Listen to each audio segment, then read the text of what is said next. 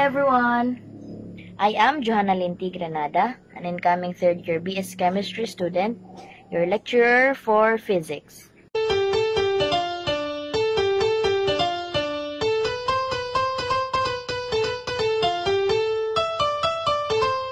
Today, we're gonna start our study of physics with mechanics.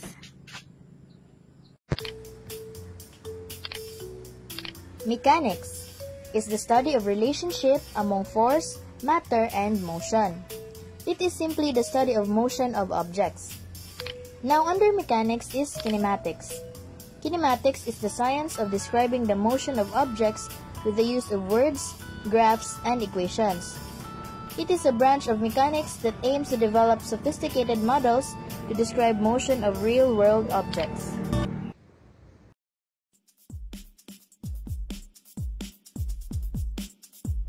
Now, let's tackle some important mathematical quantities or terms that are used to describe motion of objects.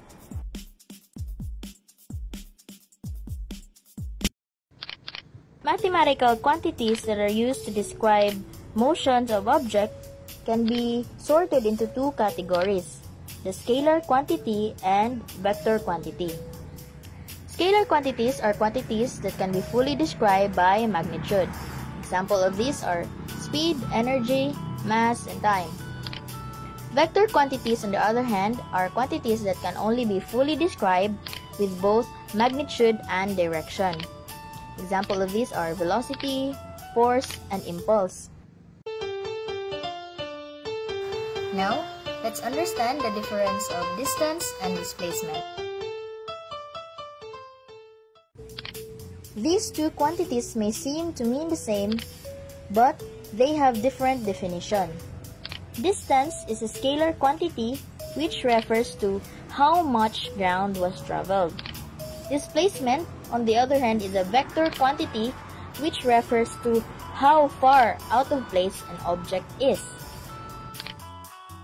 Further understand these two, let us visualize the difference of distance and displacement.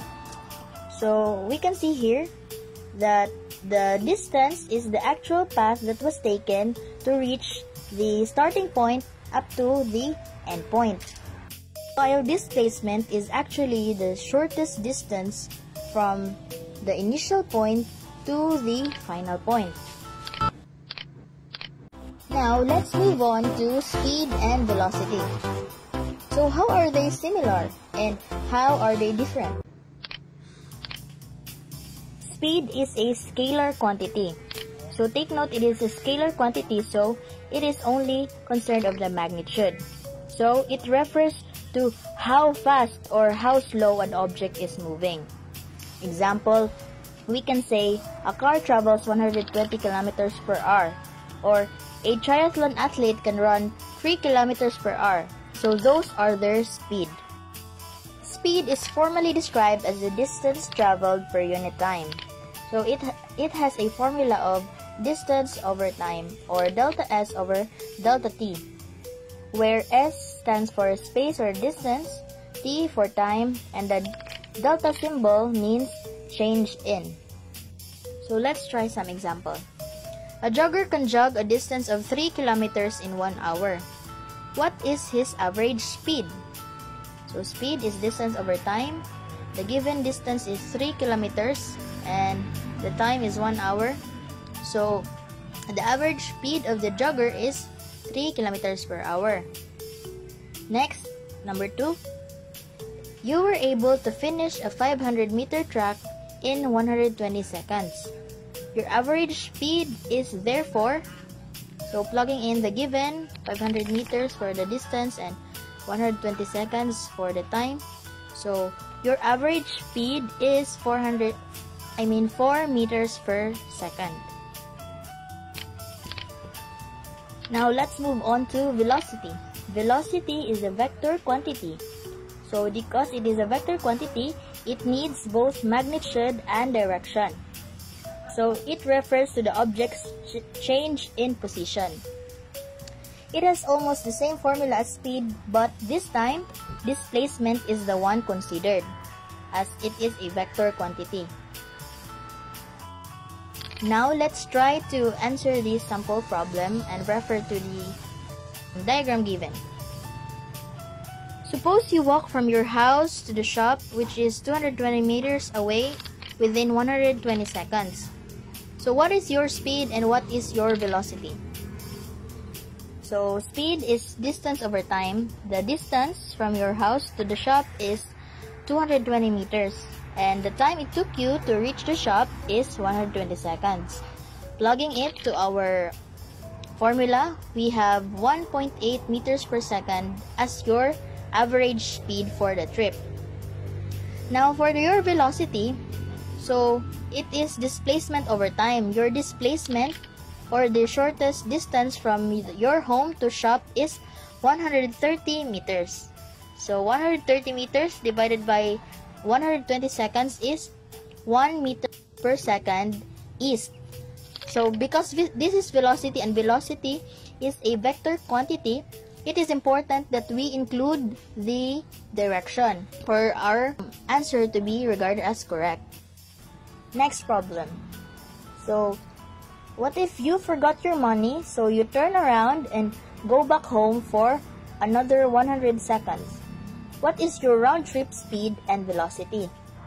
So for your overall trip, your speed would be 2 meters per second as you have traveled 440 meters and it took you 220 seconds for the whole trip. Your velocity, on the other hand, is 0 meters per second because your displacement is 0.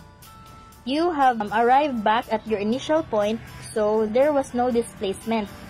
Your position haven't changed. So your displacement was 0 and therefore your velocity is 0.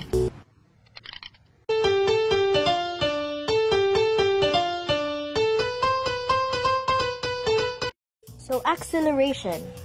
Acceleration is also a vector quantity, so it needs both magnitude and direction, just like velocity, which is defined as the rate at which an object changes its velocity. With this definition, we can only say that an object is accelerating if it is changing its velocity. So change in velocity can either come from change in magnitude of fastness or slowness of the object or the direction of its motion. So now let's test your understanding. So the question is just simple.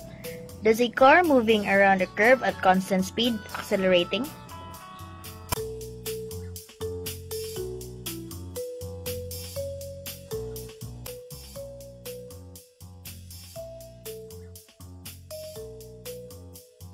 So, if you've answered yes, congratulations, you got it right. But if you've answered no, don't worry, it's okay because this is a common misconception among students. That because the problem said that the car is moving at constant speed, there is no acceleration. No, this is because when moving in a curve, an object's direction is constantly changing, which means its velocity is also changing, and thus, the object is accelerating. So the root of this common misconception is the wrong belief that acceleration is related to speed and not the velocity. So you should always bear in mind that acceleration is the rate of change in velocity. And velocity is a vector quantity, which means it is concerned of both magnitude and direction.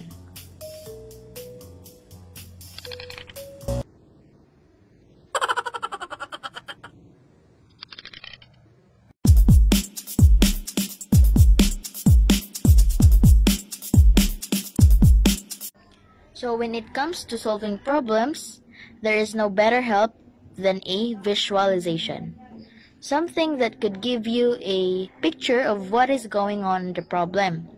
And that can be perfectly given by a mathematical picture or a graph. So now, let us first see or try interpreting PT graphs or position versus time graphs. In this graph, where the distance is plotted against time, it shows that the object is covering a constant amount of distance per unit time interval. That is 10 meters per second. Straight-lined PT graphs depicts an object moving at constant velocity. Now consider an object, say a car moving rightward that is accelerating. Its PT graph would look like this. The graph is not straight anymore because the motion described is exhibiting a positively changing velocity, where as time goes, the distance traveled forward by the car is increasing in constant amount per unit time. Did you know that all lines drawn in a graph is called a curve, both the straight ones and the curve-shaped ones? Okay, so again, the shapes of graphs show us the manner of how an object is moving.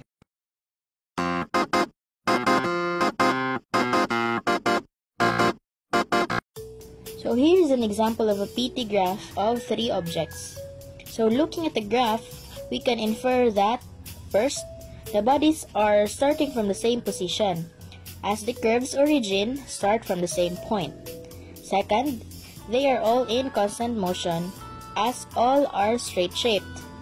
And lastly, the 3 bodies are moving at different speed because they have different slopes. So the slope of a graph gives us another useful information. Information about the velocity of an object. So the steeper it is, the faster it is its motion. So that's it for PT graphs. Now, let's discuss VT graphs, or velocity versus time graphs, in which velocity is plotted against time.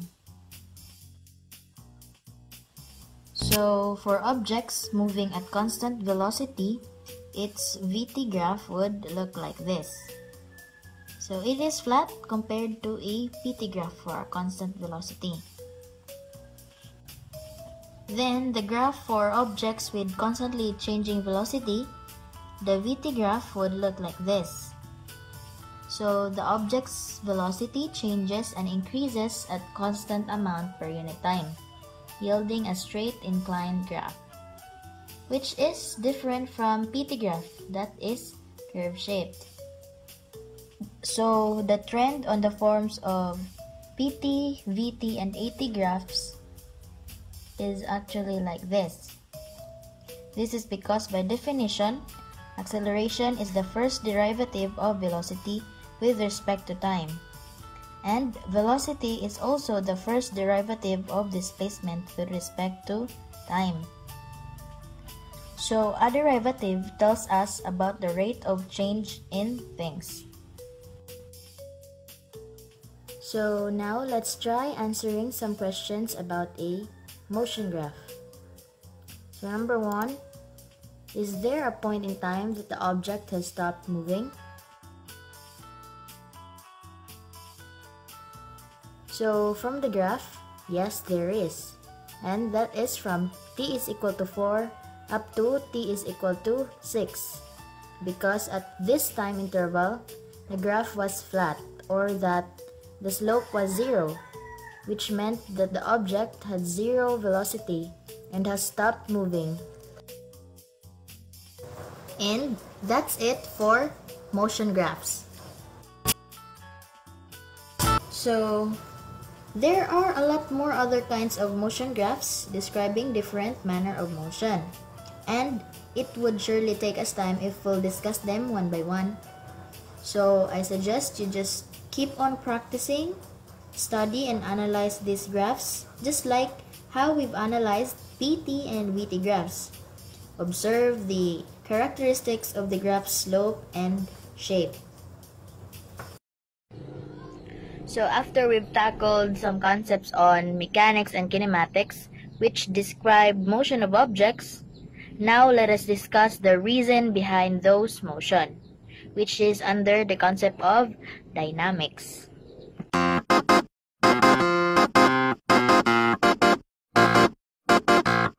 During the 17th century, a scientist named Sir Isaac Newton started and established for the first time the principles of dynamics. And today, we call these laws as Newton's law of motion. This is a variety of laws that explains why objects move or do not move as they do.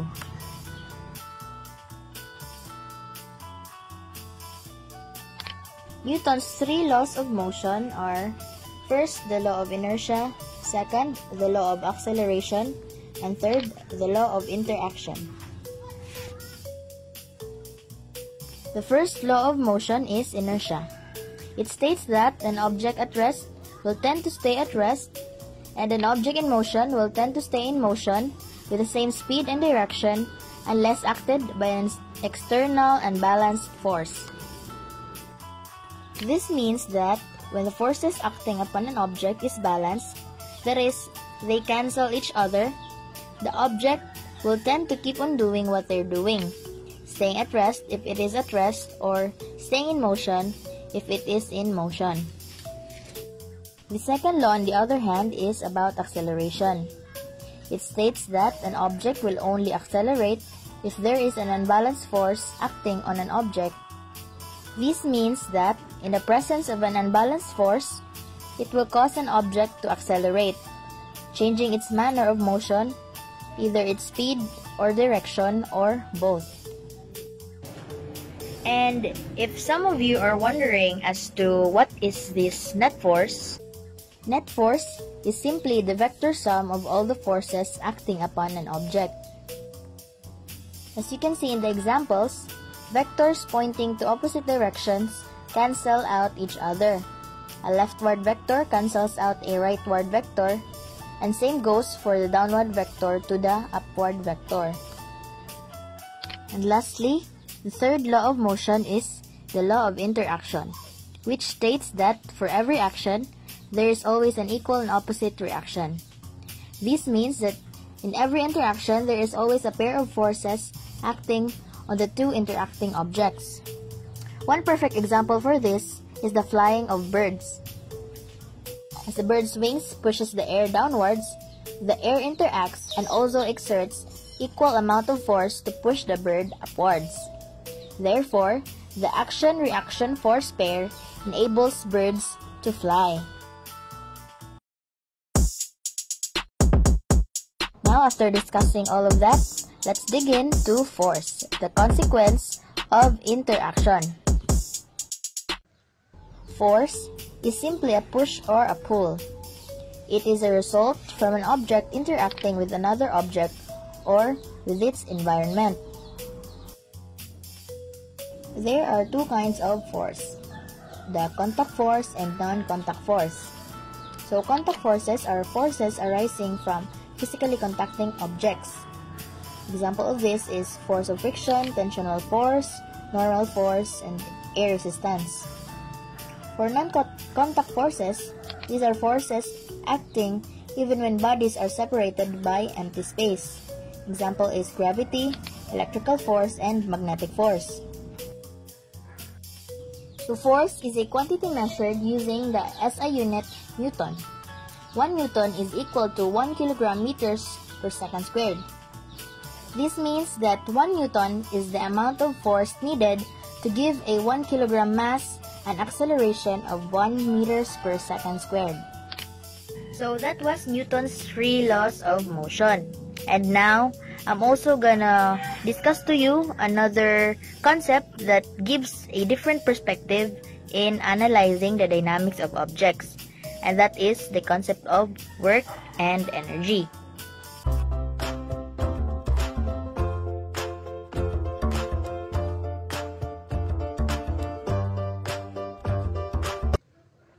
So work is defined in physics as the product of force in the direction of displacement.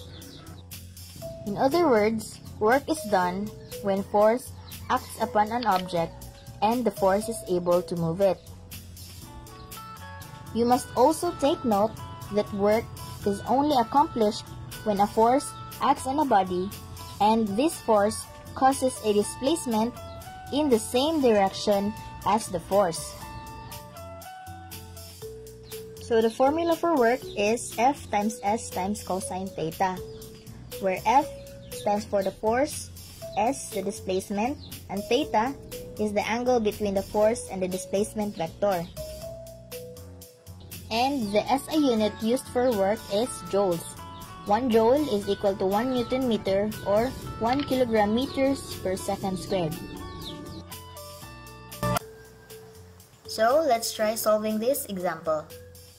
A crate of mass 50 kilograms is pushed along a horizontal floor using a force of 250 Newton for a distance of 5 meters. Calculate the work done. So, our formula for work is F times S times cosine theta. And from the problem, the force used was 250 newtons, the displacement was 5 meters, and the angle between the floor and the force vector is 0, as the crate was just pushed along the floor. So 250 Newton times 5 meters is 1,250 Newton meters. Multiply this to 1 as cosine 0 is equal to 1. Thus, the work done in this problem is 1,250 Newton meter or 1,250 joules.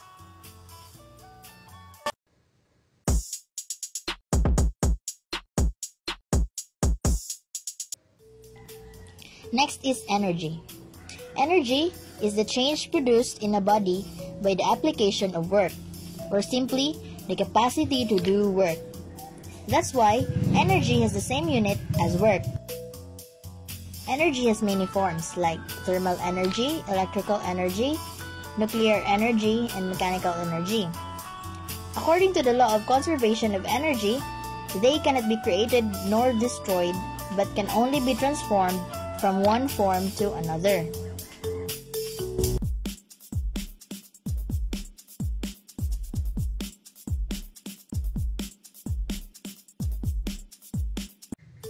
Now, let's go to power, the work done per unit time. So the SI unit for power is watt. 1 watt is equal to 1 joule per second. For work delivered by a machine, horsepower is occasionally used, and 1 horsepower is approximately equal to 750 watts. So, let's try this sample problem. A boy of 450 Newton weight climbs a wooden steps with a length of 3 meters. The boy reached the end of the steps after 6 seconds. What is the power of the boy on this activity? So in this problem, despite the diagonal motion along the stairs, it is assumed that the horizontal motion is constant and that all the force from the steps is used to elevate the boy upward at constant speed. Therefore, the weight is equal to the force exerted to do the work and overcome the gravity. So, we multiply this with the height of the steps or the upward displacement. So, the work done is 1,350 joules. Then, to finally determine the boy's power rating, we divide it with time of 6 seconds. So, therefore, the power of the boy in this case is 225 watts.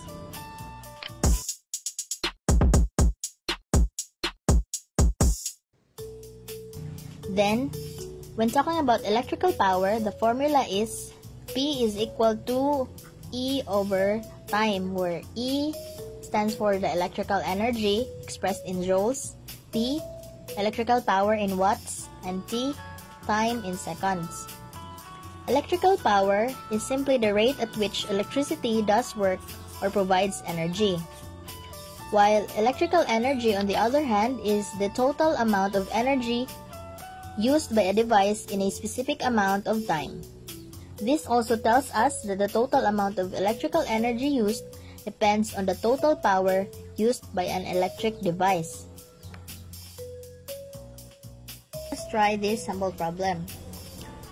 An electric iron is used for 5 minutes and a total of 600,000 joules of energy is transferred.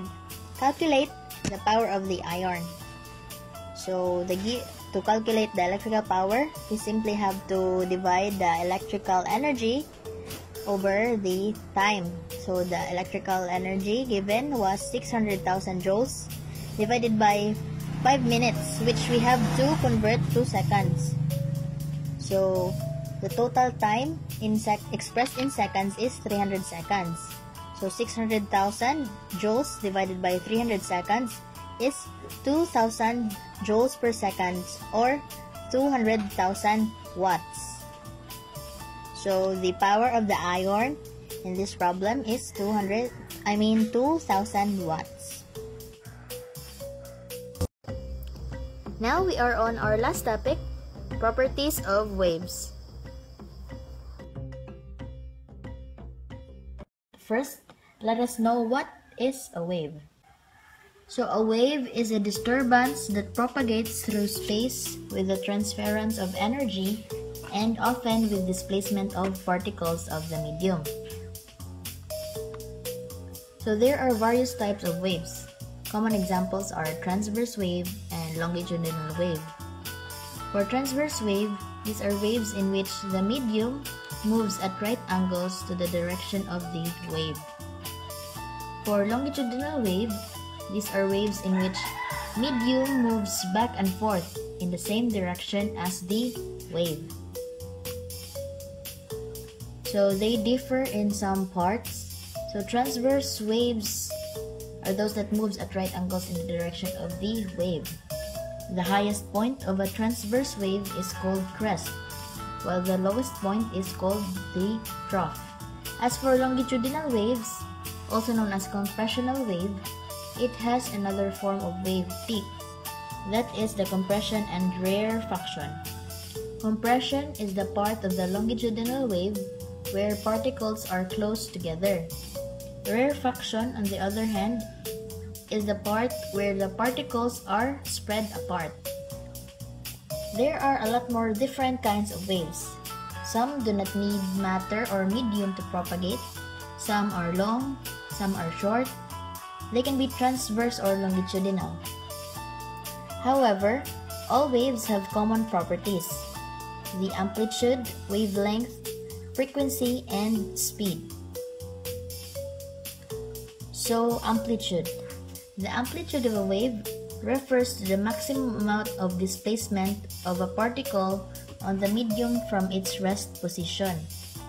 So, for a transverse wave, the amplitude is measured from the equilibrium to the trough or crest position of the wave. While for longitudinal wave, it is how the particles are compressed. The closer together and the farther apart the particles are, the larger the amplitude. Next is wavelength. Wavelength is simply the distance between two identical points of a wave. So it is the distance between either two adjacent crests or between two adjacent troughs. Or for longitudinal wave, it is the distance from one compression to another. Then frequency. Frequency is the number of waves occurring per second. The SI unit for wave frequency is the hertz, where 1 hertz is equal to 1 wave passing in a fixed point in 1 second. And lastly, wave speed.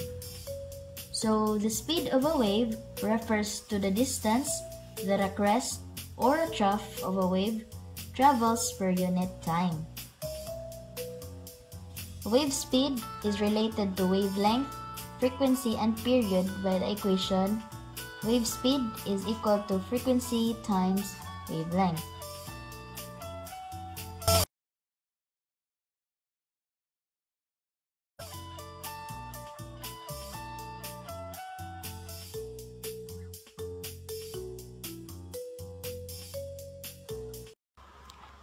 So that was it for physics. I really hope this video has helped you somehow. And I also pray that may all of you pass the examination and become a DOST scholar for the nation.